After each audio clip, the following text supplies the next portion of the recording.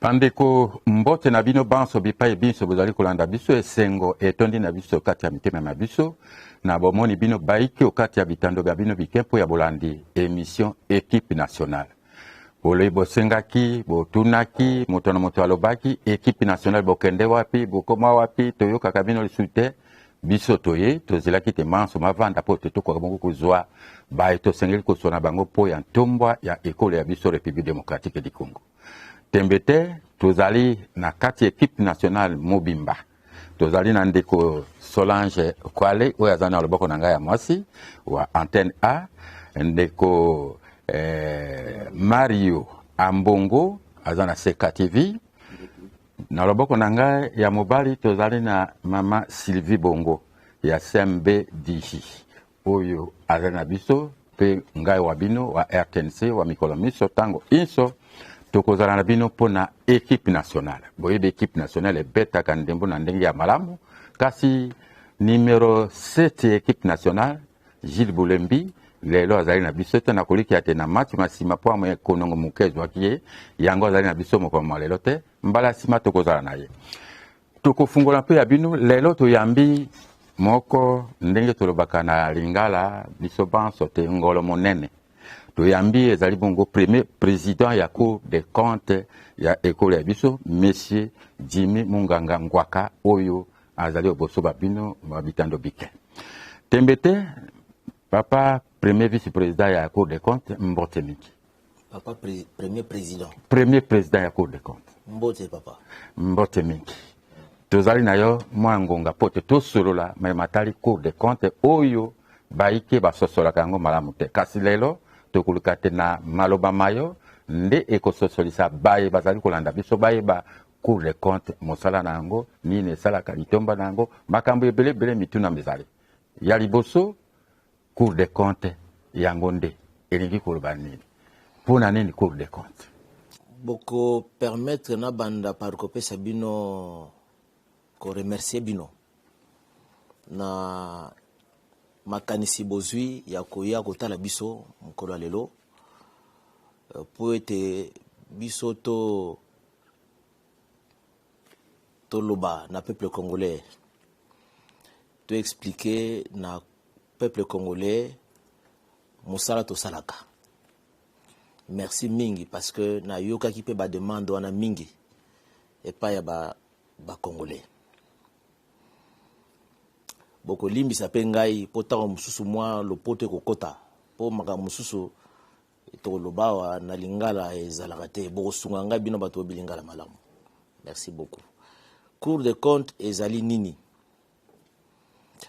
Cour des comptes okomona réponse na motuna na yo l'article 3 il y a l'organique na biso l'organique numéro 18/024 du 13 novembre 2018 portant composition, organisation et fonctionnement de la Cour des comptes.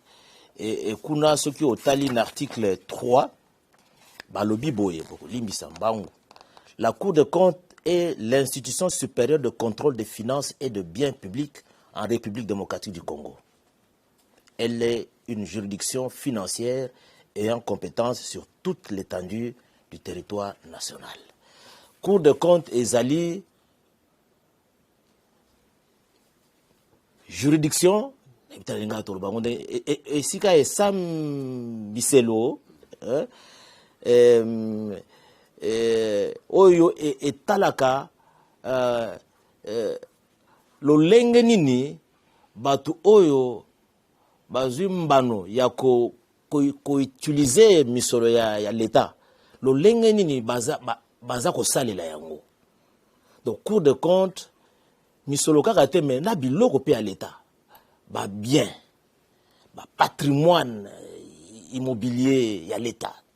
Donc Cour de compte ezali ko contrôler n'est-ce pas utilisation emploi il y a misolo wana na biloko nyonso ya l'État. Bon, au Cour de compte, ezali institution supérieure à contrôle. Et l'incoloba que Cour de compte, ezali na likolo, il y a ba institution nyonso, il y a ba structure nyonso oyo esalaka contrôle likolo ya cour de compte ezali na structure mosusu te eleki yango esalaka contrôle à part contrôle politique oyo parlement asalaka yango wana soko tangi na article 37.7 ya l'organique na biso balobi contrôle na biso ezali ko tenir en état ba contrôle nyonso ya mboka oyo à part contrôle ya parlement donc ceux qui to komi esika moko tozo sala contrôle bato to kuti wana ba structure ya contrôle to kuti wana IGF senaref ou bien ceux qui nyonso boyebi il faut bazala na pembeni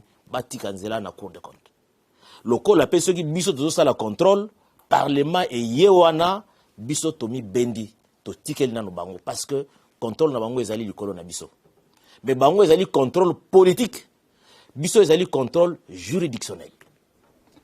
Toyokani ndeko premier vice-président ya mibale bozalaki wapi po mboka ekuku utambola pamba te soki makambo lolengelo wana mazali te bozalaka wapi pe banani bakoki kozwa esika na cour de compte banani bakoki kosala na cour de compte tozalaki wapi cour de compte ezalaki nango kaka cour de compte oyo ya biso ezali créé na 1987 depuis 1987 cour de compte RDC azalaki na cour de compte mais ezalaki koyokana te ezalaki koyokana te po non pas parce que bato mayele bazalaki te po mutu aliboso afungolaki kuro ezali e papa Kengo Wadondo azali mutu ya kosakana na ye te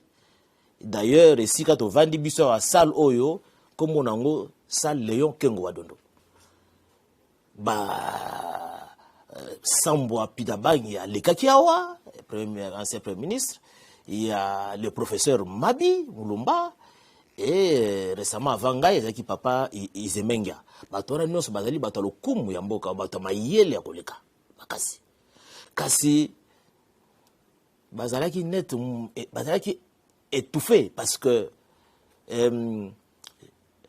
régime oyo ya kala wana bamonaki motuya ya cour te ya cour de compte te bazalaki kopesa ngo importance te donc batu ya époque wana bazalaki te na oyo tobengaka biso culture ya redevabilité parce que ceux qui ozali ko gérer ni celui à l'état même à temps privé il faut rendre compte il y a gestion na yo kasi et cour de compte nde mutu ezali na charge wana ezali liboso cour de compte nde faut ba rendre ba compte wana kasi ba régime akala culture wana bazalaki nango te pona nini na kokota na kati ya leta yo wana te bo yoka kaka onga na lobi ngai que bazalaki na culture wana te volonté politique wana ezalaki te yango wana cour ezalaki ya kolala ezalaki nango awa mais ezalaki ya kolala mais tango mokonzi ya mboka sika ye magistrat suprême aye depuis 2 ans et déjà même avant comment mokonzi ya mboka abandaki déjà kolobela makambo ya cour de compte et tango akomi a concrétiser yango en réhabilitant la cour de compte kotombo la cour de compte kopesa yango esika na yango na kati na mboka asali yango dans l'état déjà na 2018 na 2018 parlement na biso apesaki na cour de compte loi organique ya sika o na uta kotangela bino loi wana eyaki na ba makambo ya sika ebele déjà tozalaki kala na président en cour de compte mutazaki numéro 1 mais loi sika yena premier président loi sika yena ba organe ba structure ya et prévoir ba structure ya na kati ya cour de compte liboso ezalaki te par exemple aussi ba conseil supérieur de la cour de compte biso to dépendaka na magistrature te na conseil supérieur de magistrature te biso tozali indépendante cour de compte tozali na conseil supérieur magistrature na biso oyo ezali dirigé par le premier président todépendaka na judiciaire te. Voyez-vous? Donc mokonzi ya mboka ntango aye amatisi cour de compte et apesi biso occasion ya ko mettre en application l'organique na biso. Yango omoni que cour de compte ekomi koyokana mikolo oyo. Alors, Sylvie Bongo. Premier président Totondio Matondi. Question mosusu tuna banani bazaka na cour de compte. Na cour de compte ezali babenga ba membre ya cour de compte. Ba membre ya cour de compte na kolobama na lombangu eza ba magistrat. Donc na cour de compte ezali na ba biteni mibale. Non, biteni. Tozali na cour siège et puis tozali na parquet général près la cour de compte. Na siège tozali na premier président ngai ndeko na bino, tozali na ba président de chambre, tozali na ba conseiller maître et puis na ba conseiller. Na parquet général tozali na procureur général, ba premiers avocats généraux na ba avocats généraux. Bango wana ba magistrat ya cour de compte, ba membre ya cour de compte. Kasi premier président de ye azali préséant na cour de compte. Azali na grade moko na procureur général.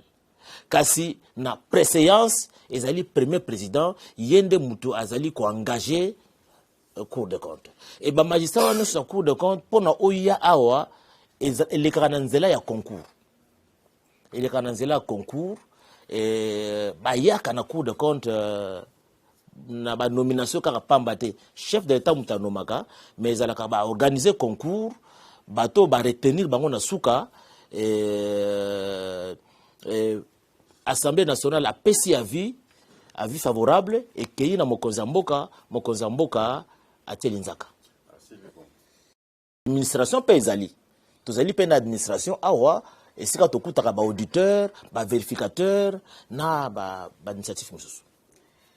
Premier président na Pesio Matondi na kanisa kombo noeza Jimmy Munganga.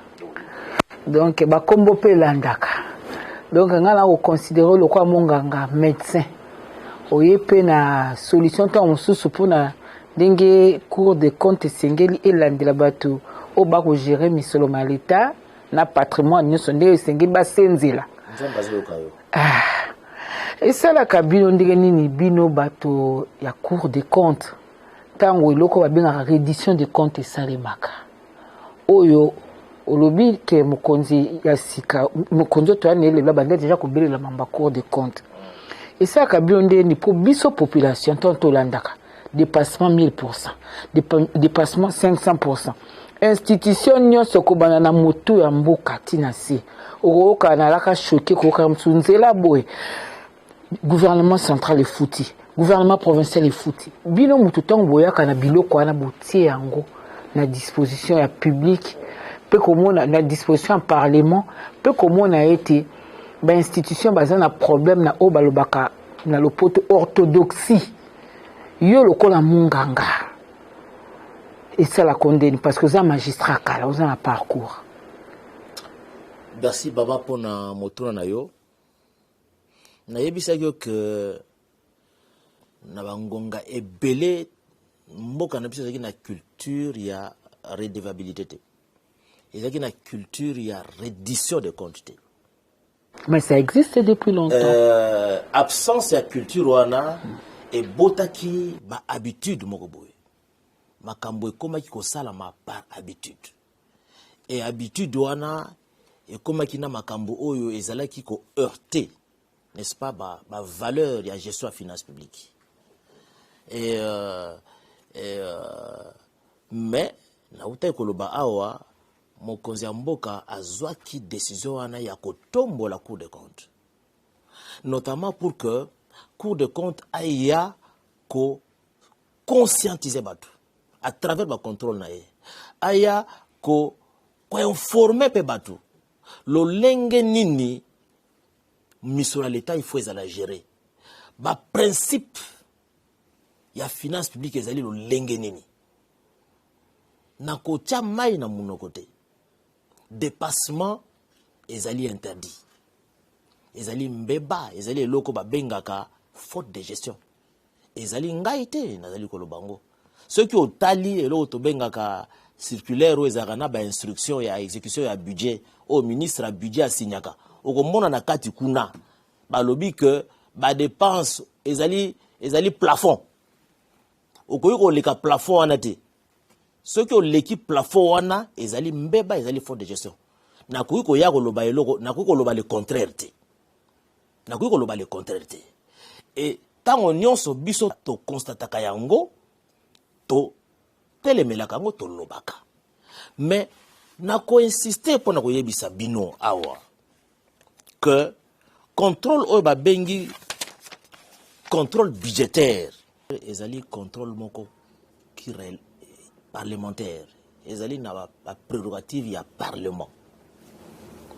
Au moins dans l'article 34 il y a l'organique d'ambition qui dit la Cour des comptes assiste le Parlement, l'Assemblée provinciale, l'organe délibérant de l'entité territoriale décentralisée, le gouvernement, tout ça, dans le contrôle de l'exécution des lois de finances, des édits budgétaires et des décisions budgétaires. Donc, biso to assistaka Parlement. Na reddition de compte to salaka. Na contrôle to salaka. Si to sali contrôle wana, to salaka rapport et rapport wana et kendaka na Parlement. Déposé en Assemblée nationale. Il appartient na ba député na biso au totia na Parlement ba capitaliser to lobani na lingala bazwa matière au cours de compte à pesi bango pour que à leur niveau basala oyo mibeko lobby bango basala na ba situation wana.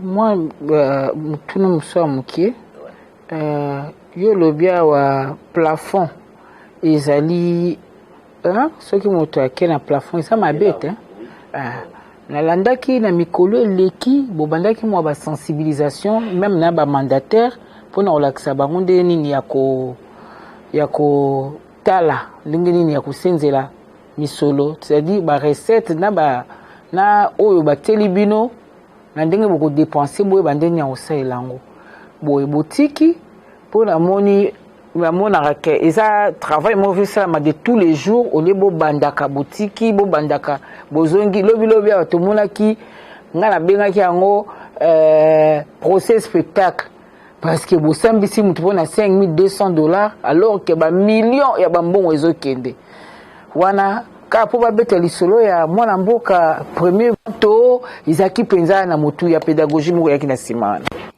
na lingi na pesa na nous précision boye dépassement ezali faute de gestion ezali na devoir na biso ce qui faute de gestion ezali to poursuivre yango il faut que yeba eloko moko ce qui otangi na article 32 ya l'organique na biso okomona que article wana ezali kolongo la catégorie ya batu moko na juridiction en cour de compte ezali na batu moko ceux qui va commettre ba faute de gestion tokoyi ko sambisa bango awate ministre gouverneur par exemple.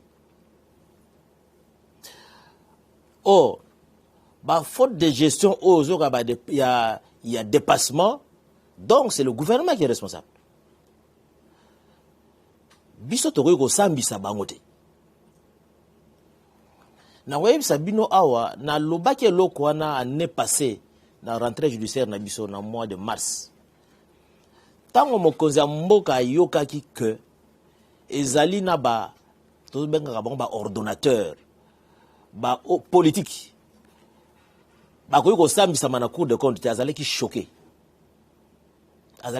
na koyoka ngo atuninga soko ezali ya solo ngabi no ezali ya solo mais abi mais na koyi ko sala nini pour que ton mettre fin na yango.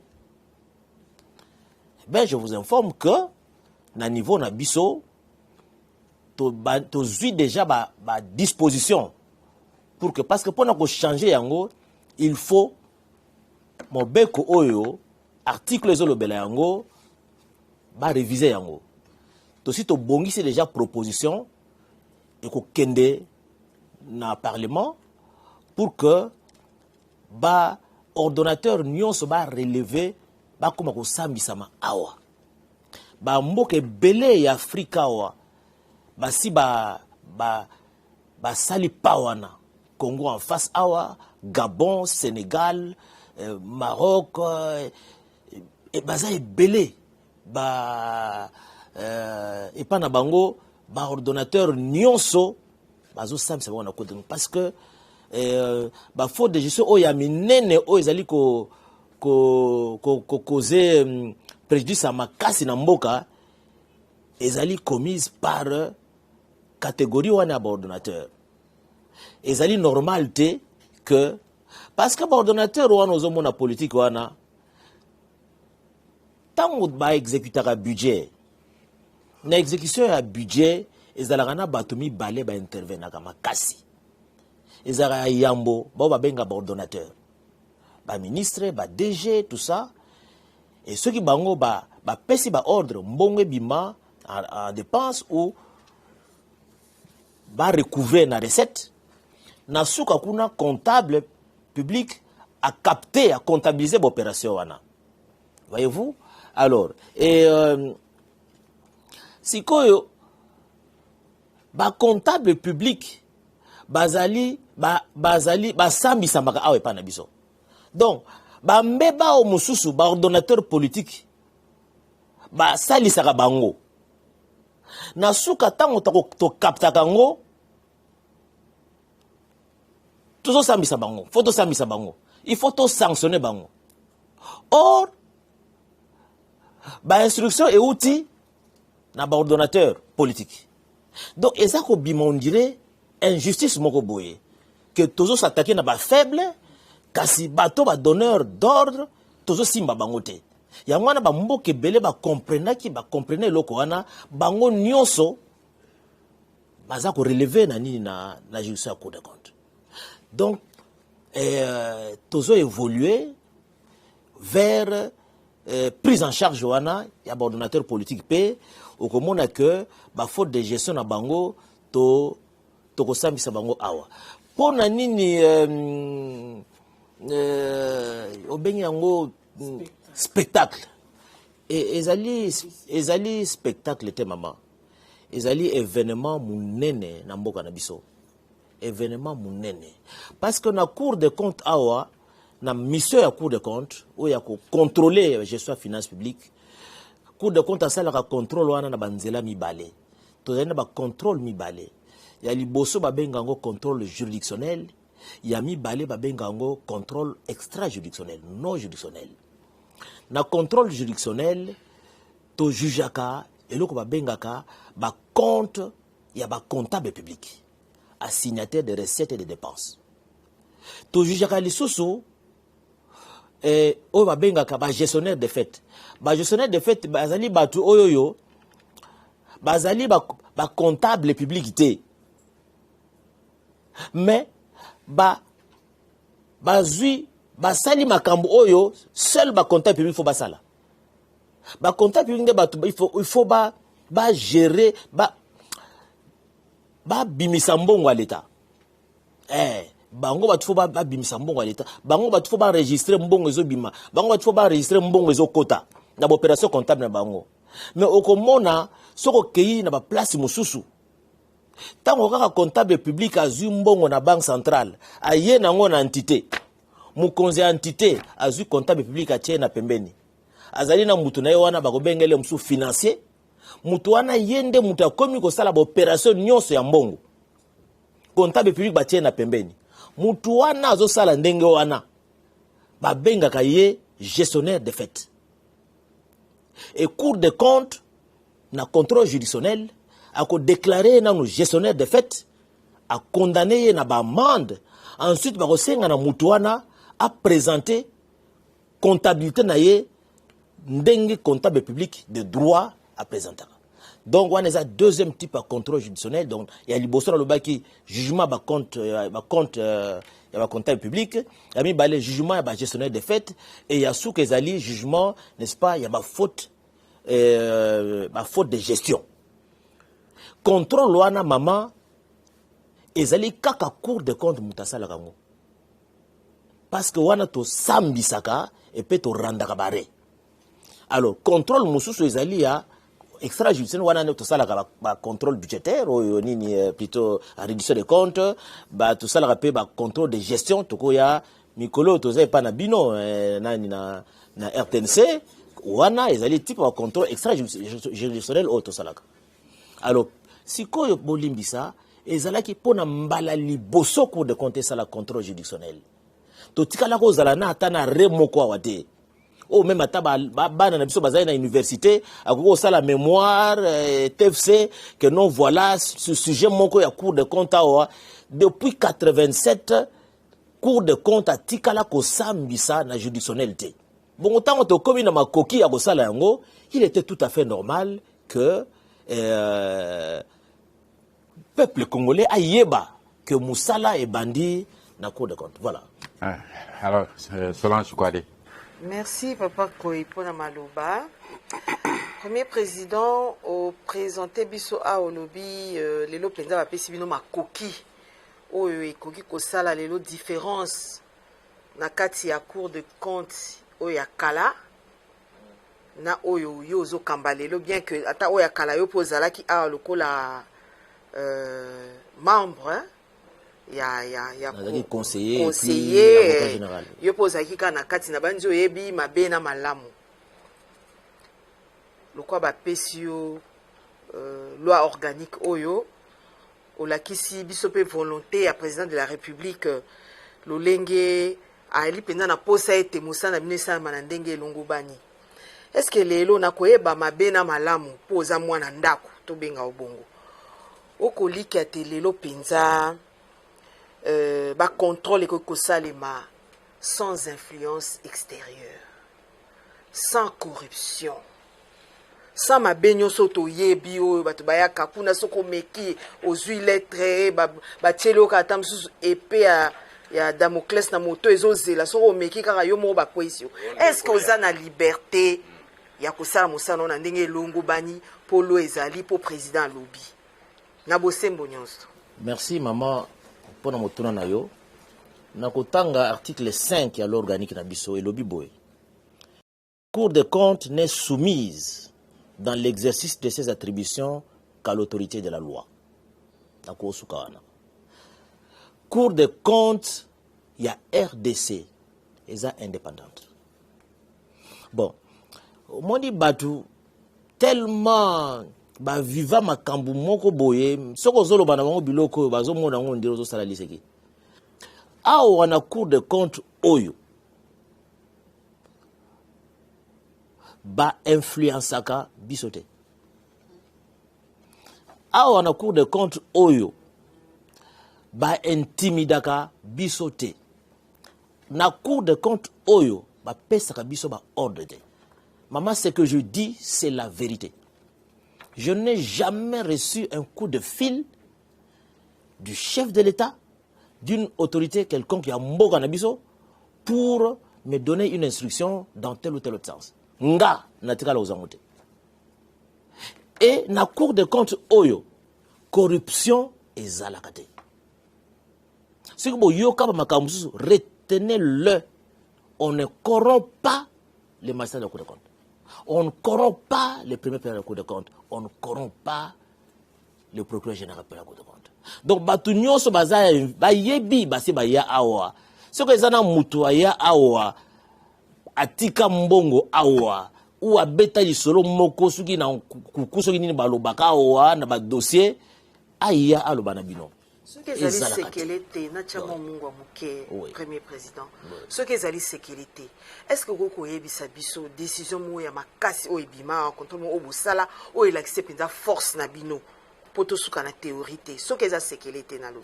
Ça dépend ya eloko yo zo benga yo eloko makasi. Ça dépend. Pongo dossier Gécamine. 25 millions. Mais dossier à Gécamine à 25 c'est millions. c'est comme maman Solange Mamou. Bon, et Cour des comptes, parce que loi Nabiso et lobby boye, ceux qui toza ko poursuivre faute de gestion, ceux qui tozo ça la contrôle Nabiso, na pour biso infraction Nabiso zaka moko ba benga ngo faute de gestion. Faute de gestion ezali violation ya ba règle ya bonne gestion ya finance publique. Na linga to lobango ndenge nini ko buka ko tosa mibeko ko etali kokamba yango wana. Alors sikoyo tango to poursuivre ka infraction wana to ko découvrir que infraction wana est occasionné infraction ya droit commun, corruption et détournement et etc. Tozali juridiction pénalité. Ce qui to constaté yango to aspect pénal procureur général atinda yango na ministre de la justice. Donc pour que y ait à saisir procureur général près la cour de cassation. Cour de compte sala musala wana. To sambisi awa ba comptable public. To sambisi DG moko aliki awa ezana na cour na ko conclure te. Na yoki même na mawa batumo bazolo bana ba réseaux sociaux 5200. Ezali pasi. Wana ezali prototype ya congolais irresponsable. Comment ça? Parce que écoutez, biso toza ko poursuivre faute de gestion, violation ya ba règle ya gestion ya entité. Mais on a zama yanga. Alors, bon, c'est-à-dire que bino botala mbongo nani montant te. Botala comportement oyo gestionnaire azo affiché. Comportement indigne. C'est ça le rôle de la Cour des comptes. Il y a qu'au sanctionner un comportement. Et puis, que nous ne sommes qu'au début. Nous avons informé bino que le dossier ezali et belé bami yebi. Ba DG. Oyoyo. Bazako samba awa. Ba yebi. Donc, ma mikoleza roya. Boko mona et belé mususu bako leka. Nous avons rendu public la population. Ngai na sina te misolo na pembeni. Pour na RTNC na bino misusu bako leka kaka na télévision misolo ezali parce que gouvernement yé moko asi a pesi misolo ezali et kozala kaka télévisé nyonso. Est-ce que lelo nazo tika maloba pona Mario na lingi premier président lobela biso na lobaki ana bosembo nyonso, est-ce que lelo na conscience na yo moko zo mona te mabe ou bien tout les mots où ils qui entourer Cour des comptes tant on peut bato mayele o bakamba ki ngo lokwa ba papa Kengo ba papa Mabi na ba misusu tanga kia et nyonso to penze kei na bosembo parce que bazaki bato mayele lokwa yo mais talaka monona maboko ekangamaki maman eloko ya motuya o ezali na Cour des comptes lelo ezali affirmation ya indépendance à Cour des comptes. Indépendance et puis affirmation ya autonomie financière et administrative à Cour des comptes. Donc Cour des comptes oyoyo réhabilité par les chefs de l'État. Ba pesi yango makoki na ya misolo. Tozangi et l'autre côté. Ça je dois le dire. Tozali na dotation na biso ezali te soki par exemple tolinto ça la contrôle ndenge toye na RTNC que na kotisi dossier na budget et landi chaîne umeli non, c'est-à-dire que chaque mois Cour de compte azana dotation na yé et vandi na compte na yé ezana banque centrale. Ce qui audit ezali ngai à partir du bureau nanga na sali document paf mbongo dimi. Moi souci tozana ngwa ezali souci par ya effectif. Tozali mukie kasi makambo ko sala ezali ebele moyen to se déployer bisika no société en tout cas indépendance et vis-à-vis à indépendance na biso loi et pesi biso yango tozwaka ordre te tozwaka ba instruction te ya mutu moko te donc menace na yango te mutu moko ko menacer ngai te mama soko yé na bureau oyo menacer ngai okozonga na ndako na yo te okozonga te ba yebi yango bango ndenge bazali wana okozonga te donc Cour des comptes pour ezala makamusu boye bagate mama premier président en Cour des comptes hein il a le même rang protocolaire que le premier ministre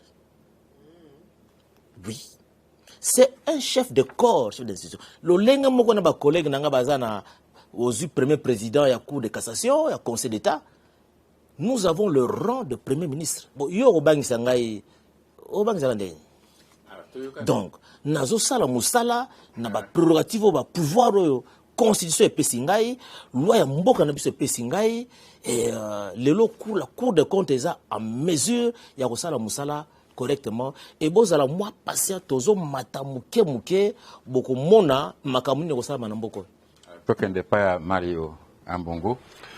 Merci Kulutu Koebatimba, mon premier merci Nengo Amibiswa. Nga motuna nga liboso ezali mikoeleki bosesa ipo ba atelier belé. Ba nanyango bazalaki vraiment habilité pour envoyer na atelier wana.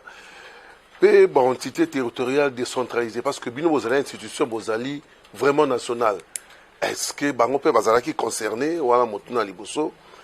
Yami balé Mama Sylvie abeti lisolo na wetali ma dépassement budgétaire. Oui, tous les gens dépassement budgétaire. Mais na ngongani ntoko loba ceux ali tolérables. Na 100%, na 200%, na 1000%, pe sikanini mi beko ekoloba te awa dépassement budgétaire ou esengi oleka na bosambisi. Matériel à vulgarisation tout ça parce que tant on a commis na tête à Cour de compte. Ngai na ba équipe nyonso ba o baza accompagner ngai to se rendaki compte que batu ebele ba yebi Cour de compte te ba yebi te musani ni Cour de compte salaka ba yebi te Cour de compte fonctionne ndenge nini alors to lobaki no ezali important pour na biso to communiquer to vulgariser l'organique na biso na ba entité o baza soumise na contrôle la Cour de compte. To bandaki yango na d'abord la société civile parce que baza pe ba partie prenante na makambo to salaka ba rapport na biso zalaka public donc il faut pas que société civile ba s'approprier na ba rapport à Cour de compte pour na ko relayer ba makambo Cour de compte yo sala to vulgariser ki na bango tant to longwe na bango to sala vulgarisation pour na ba comptable public. Et l'okoni ne faut pas ça là na Cour de compte. Tout ça, l'okoni Cour de compte est là na bango. Tant que tu si na bango, tu es ça na ba mandataire public. Ba mandataire public est très important parce que ezali na loyembo moko comme na mboka na biso que non, ba entreprise publique baza ba canard boiteux. Et comme habitude on dirait comme na ngolo moi normal. Non. Nous sommes rendus compte que ba entreprise na biso public plutôt que base à la productive, ba soutenir budget na biso et comme l'État et comment lisusu ko bimisaka misolo pona ko soutenir ba entreprise na biso et pesa biso souci mingi nous sommes dit mais écoutez il faut tout ça là quelque chose pour que total comment ba mabeo ezali kuna to ko capter yango et total comment ko sala ba recommandation pour que makambo changer yango na to sala ki vulgarisation na parce que pour na ba entreprise publique ce qui n'a pas établissement public, ce qui n'a pas article 30, n'a pas 155, bah pesi bango obligation ya ko transmettre dans Cour de compte, biloko ba benga ka ba état financier na bango. Na souka exercice budgétaire, ce qui a conseil d'administration na bango ou l'organe tenant lieu, bah approuver état financier na bango, il faut ba transmettre yango na Cour de compte. Bah sala ka yango te. Donc devoir oyo il y a redevabilité na ba entreprise à portefeuille d'état na biso ba établissement public ba yebi yangote comme na lobaki et outi musika na manque ya volonté politique on na lobelaki ngai et comment ki nango habitude mais tant on to yebi si bango c'est fini Parce que ce qu'on s'allie en côté, au commettre faute de gestion, au kolekawa, na mwasi na yo, na bana na yo, bagomo na yo na télévision. Et après, on va la condamner. Maman, papa, et faute de gestion, bozo mon abino, ils allaient cause y a indignité. Je vous l'ai dit, hein, j'étais reçu il y a quelques jours par son Excellence, Madame la Première ministre. Je lui ai dit exactement ceci. Excellence, ceux qui ont s'appuyé dans l'institution super, l'institution y a contrôle au réussir.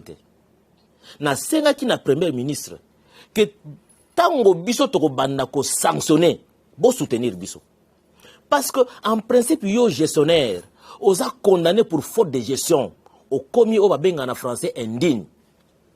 Indigne y a ko s'occuper na gestion de finances publiques. On doit vous renvoyer. Ceux qui ont commis à niveau wana mandataire public a yebi que ceux qui ngai na yibi, ceux qui ngai na gérer ma bé, cour de compte ko condamné nga musala nange ko kufa. Mandataire wala sokaza mobali avabi mananda ko mwasi na websa ye papa. Ko sala boité, ceux qui te biso ananda ku nzala. Dépassement budgétaire hauteur. Dépassement budgétaire. Pour ça déjà mbeba. Dépassement budgétaire. Na lobi yango que ezali mbeba. Ezali mbeba. Et est-ce que ezali na hauteur moko ezali autorisé? En tout cas, ce qu'on zui circulaire, il y a exécution à nini, il y a loi de finances. Kuna ministre à budget a lobi te que ezana c'est moko tolérable. Hein? Bon, mais dans la pratique, ezali ezala ba c'est bon ba tolérer. Mais oyebi hein, ba dépassement so bo mona dépassement et lingo lo bakaka te que ba saka na mbongo à l'état. Ça dit que ezana musala moko cours de compte il faut ça là. Mon contexte y a élaboration y a budget. Ce n'est pas le même contexte lors de l'exécution du budget. Budget ezali ba prévision. La prévision est basali en tenant compte du contexte actuel. Mais tant au gouvernement comme à exécuter budget et comme on a la réalité mon ko ça là que il faut au dépasser plus. Majoration et salami. Si ko elo ko ça la makate o musala to banda déjà ko solango na ministre budget ben il faut ça la na l'OFIP le législateur a prévoya lo lenga ni faut ko ça la ba benga ngole mususu ba mouvement de crédit. Le légani beaucoup ça là ceux qui n'a pendant l'année tant besoin d'exécuter le budget pour se rendre compte que crédit moko bo exal sont suffisante mais les besoins sont là. Il faut bon ça là pour que bozo ba crédit mususu pour na continuer à fonctionner. Mais la place où on a loi et lobby yango c'est-à-dire que ceux qui parce que zali na ba crédit ba benga limitatif. Bah, crédit limitatif, on ne peut pas aller au-delà. Il y a crédit limitatif. Alors, ce qui est comme il a besoin côté kuna, ils ont budget rectificatif. Il faut qu'on senga bah crédit, qu'on zonga une autorité budgétaire. Pour ne poser problème wana, qu'on senga une autorité budgétaire, après sa une autorisation, il y a qu'on bakisa misolo. D'abord, il faut que nous place à vos solo. Parce que beaucoup de raté comme ça, ceux qui nous sont les alités. Il y a un collectif budgétaire. Donc, ceux qui besoin yango, maintenant, une autorité budgétaire a perçu ma coquille à baki sa crédit wana. Et zali na ba crédit musu benga ba crédit évaluatif. Wana zali ba crédit il y a un rapport avec ba nyongo tozwa kana ba banque tout ça. Okoyi ko déterminer te okoyi baté na suka mbula nyongo ekozala combien parce que ba intérêt bota makato et tout. Okomona ke na budget boteka intérêt ya 10 mais tant bo komi na suka mbula ba problème ko sala ike bo ko futa te tout ça nyongo ane mati. Kuna autorisation on a déjà autorité budgétaire a payé sa autorisation. Et ça, le crédit, crédit provisionnel. Provisionnel, les alliés, le crédit, en rapport avec la situation imprévisible qu'il y a pendant l'année. Tout ça, la guerre, nana koki ko lobalelo koyeba misolo boni mboka eko dépenser pona ko bengana banguna oyo baza ko tungisa biso na est. Ezana misolo ebele oyo l'état le gouvernement za obligé à ko affecter yango kuna pona kotika mboka te eko na maboko ya nani ya ba kasi l'OFIP pesa ko prévoir mécanisme ya ko zonga et pas ya nani ya autorité budgétaire pour na ko bongisa yango pour que na suka ya mbula e bimate comme un dépassement. Alors culture wana to zali na ngote et cour de compte mutu azali na rôle ya ko éveiller conscience wana ezala kité. Mais depuis que nous sommes là, nous faisons ce travail là avec le ministre du budget, des finances et avec le gouvernement pour que tout respecte ba nom. Donc il faut ba yeba que ce qu'on monite dépassement, ça ne veut pas dire que mbongo wana ba yebi yango. Généralement eza mbongo et ça la comme ça là ya mboka. Il faut si koto bongisa nde procédure pour na papa ko moi mutuna mukilanga na yeba différence ni ezaka entre contrôle au bino bosaka na contrôle au IGF et salaka na yeba ba délimitation nango wapi azali kola muninga non na utolo bango contrôle ezali kola muninga yango awa déjà que Cour des comptes ezali institution supérieure à contrôle likolo ya Cour des comptes institution musa contrôle les athées benzambe nzambe. À part contrôle à parlement, on a bien un contrôle politique. Biso ça le contrôle juridictionnel. IGF a ça le contrôle administratif. Na loba itozana ba contrôle mi balé, juridictionnel na non juridictionnel. Juridictionnel les aga biso to salaka. IGF a ça la ko sala ngote. Parce que contrôle juridictionnel ba magistrat to sala ngo. Na IGF il y a des OPJ. Alors, na IGF fait ça la contrôle aussi benga biso contrôle de gestion. C'est-à-dire que ba yé na entité na bino ba pesa bino misolo boni misolo ngo fallait bosala nango nini bo gérer ngo ndenge ni tout ça IGF fatala ka yango contrôle de gestion ana biso peto sala ka yango mais ça quand même de trop. Attendez biso to mandataire na ba gestionnaire biso to ko sala nyonso oyo IGF asalaka mais IGF ezali na makamususo biso to sala ka biso IGF ko sala ngote ndakisa contrôle juridictionnel ndakisa na contrôle extrajudiciaire contrôle ya exécution à budget réduction de comptes IGF ko sala ngote kaka cour de compte ko sala ngo voyez-vous et ça ba contrôle monsieur ezali awa par exemple évaluation à politique publique ya l'état tozo banda contrôle wana n'y a que la cour de compte qui peut faire ça. C'est aucun article 35 à loi na biso okomona bazoba la cour de compte est le commissaire de compte de l'État, donc au certificat de compte public, il n'y a que la Cour des comptes qui peut le faire. Mais est-ce que Bino Bané va contrôler Bino pour vous aurez mis sur l'État?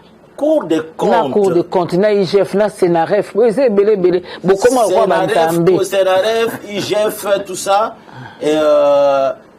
Biso toko contrôler bango. Ce qu'on a dans l'article 24, la Cour des comptes dispose d'un pouvoir général et permanent de contrôle de la gestion des finances, des biens et des comptes du pouvoir central, de la province, de l'entité territoriale décentralisée et de ses organismes auxiliaires, etc. Donc, ezalina institution mon côté, ezalina entité mon côté qui échappe dans le contrôle de la Cour des comptes. Bango nyonso baza soumis na contrôle de compte. Parce que Cour de compte si koyo nana contrôle rango. D'abord, le Parlement peut contrôler la Cour de compte. Un contrôle politique. Mais ezalina structure mususu te na mboka o eza autorisé à contrôler. Ceux qui mbongo bungia wana na contrôler. Oui, président. Naza kimia. Cour des comptes etambola kana ba norme na yango. Na ba norme nango ba norme ya Cour des comptes parce que na niveau international tozalina structure ba benga ka Intosai. Organisation internationale des institutions supérieures de contrôle. Na ba norme na biso, Cour des comptes et que vous allez contrôler kaka na ba père nango. Donc, contrôle la Cour des comptes. C'est-à-dire qu'il y a une autre Cour des comptes. Il y a l'Ibanda Mboka. C'est ça, non, ma Cour des comptes. Non, Koloba a été. C'est efficace. C'est efficace. C'est efficace. Donc, non, attendez. Ça dit que comment Koloba a été? Tout le monde a ministre quand même basé au Banga, Baebike. Mais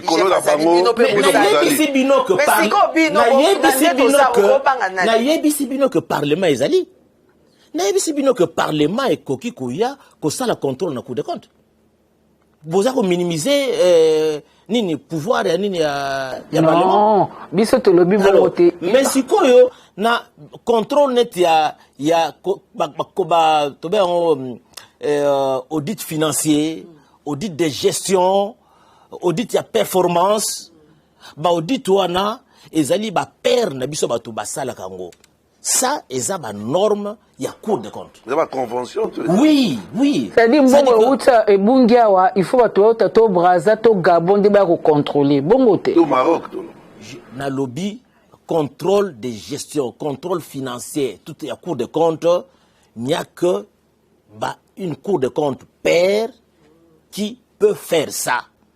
Au Kenya, en France, au Kenya, aux États-Unis, au Kenya, partout, c'est cela. Ezali, ma convention, il y a ma mboka, ma signa. C'est comme ça. Président, moi, est-ce que Makamba Boyke à l'époque, il y a une politique à la tête, il y a institution, Cour des comptes, pour diminuer un peu moins influence, parce qu'apparemment, la banque, il y a étendu à pouvoir nous. Et na loba ke lo mo que volonté politique lobby ezalaki te. Volonté politique siko ezali. Yango wana nazali ko pesa toli na ba gestionnaire. Mingi baza ko lala pongi. Balamuka. Il existe une cour des comptes na mboka na biso. Et une cour des comptes qui est déterminée ya ko jouer pleinement rôle na ye. Ezali menacé. Parce que mukonza mboka zali na likolo akoyi kozala place nyonso te atie yo awa yo kuna pour que mutu na mutu soki asali par na ye soki to sangisi mboka ekei liboso. Alors soki yo batie wana bapesi yo confiance oza kosala musala mabe Cour de compte même na IGF justice na biso tout ça ko prendre yo en charge pour que Bachayo hors d'état de nuire. Ndeko premier président ya Cour des comptes na kanisi ngonga na biso to sala kango mingi po eteni ya liboso yango tozana yo na koliki ya teteni ya ibale tokoya po teto kokende su na bozindo su makasi. Moi eloko ya suka. Tomona kindenge bo le kake pa ndeko ya Metelsat te bokuti ke moi mbeba ya 5200 moto ya ndenge wana. Na ba milliards baiba pour ngai banda na botama na oka moto ibi 2 millions de dollars. Mais lelo na ba pays mosusu ka ba arabe ba tio na poto ba betio masasi parce que au lei mbongo ekoki kobikisa mboka mobimba. Alors moto ya ndenge 5200 dollars bosala ki nini bolimbi seza kite et simango ndio bakisa liloba ya suka to c'est papa nkoi ba congolais. Il faut bailler que meya moko ya mboka oyo détourné est interdit. Toyoka na mboka mususu wa siki ba Japon ba Chine que non ba condamner mutu parce que a détourné $1000, $500. Il faut culture wana ekota parce que mutu ayibi liki lelo lobe oyiba soso. Et loko biso toujours poursuivre awa ezali faute de gestion. Faute de gestion ezali mbongote. Faute de gestion, ils allaient comportement. Comportement, manquement. C'est ça, il faut pas comprendre en haut. Que, biso toujours poursuivre, comportement, il y a ma B au gestionnaire à afficher. Alors, et après, tu vois que le comportement, et causer préjudice nini. Ça, c'est un autre aspect des choses. Nous condamnons d'abord le comportement. S'agissant, il y a DG Wana, comportement naïe. Bon, bazwi nanu décision te mais na ndenge aza nous présumé coupable nani innocent mais na o ndenge tozali na o tozali koyoka awa bazoloba ke comportement na ye wana ezalaki ya malamu te totala ti ndenge nini ezoévolue cour mpe instruisaka à charge à décharge le mosusu na suka ekoya kokoma ke non azali a quitté tout ça. Mais c'est Samboué. C'est Samboué. Non, mais attendez. Tribunal les alarandeng wana. Asamboué pour nani. Asamboué te. Ba sambisi azana ba avocat. Ba sambisi azo pesa nini ba argument na ye. Mboka mobimeko mona soki ba argument ngo ezali ya malamu ba avocat ko bazo contester ba arena bino. Ba lobby cour de compte azaki incompétente ya ko sambisa ba comptable on a parce que cour de compte il faut assembler ça ba comptable public principaux assignataires des recettes ou des dépenses mais ba comptable on a bazali ba assignataire des recettes et des dépenses t ezali erreur munene il faut que ça la distinction entre jugement des comptes à comptable public ezali type à contrôle moko na jugement il y a la faute de gestion ceux qui tozo juger compte ya comptable public. Ba comptable public ba déposera eloko ba bengaka compte de gestion, comptabilité annuelle. Ba benga compte de gestion. Dans ce cas-là, nous jugeons les comptes des comptables publics assignataires. Mais biso o bolandi awa, ezali jugement de compte te. Ezali type de contrôle judiciaire muso ba bengaka jugement de faute de gestion.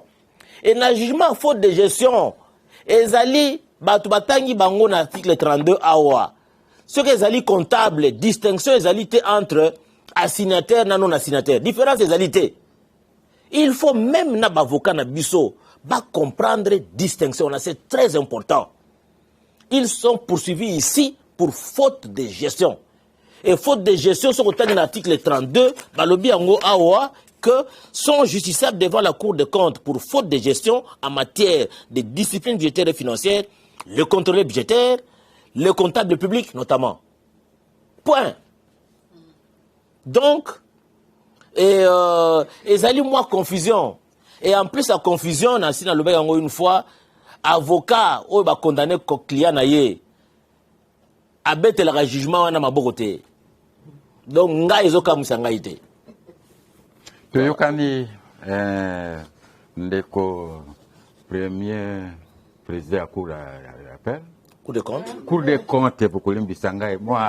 Moi nabungi nzela po oyebi makambo eza ekopesa moto munene pasi mingi po baiba mbongo wana ekendeke wapi.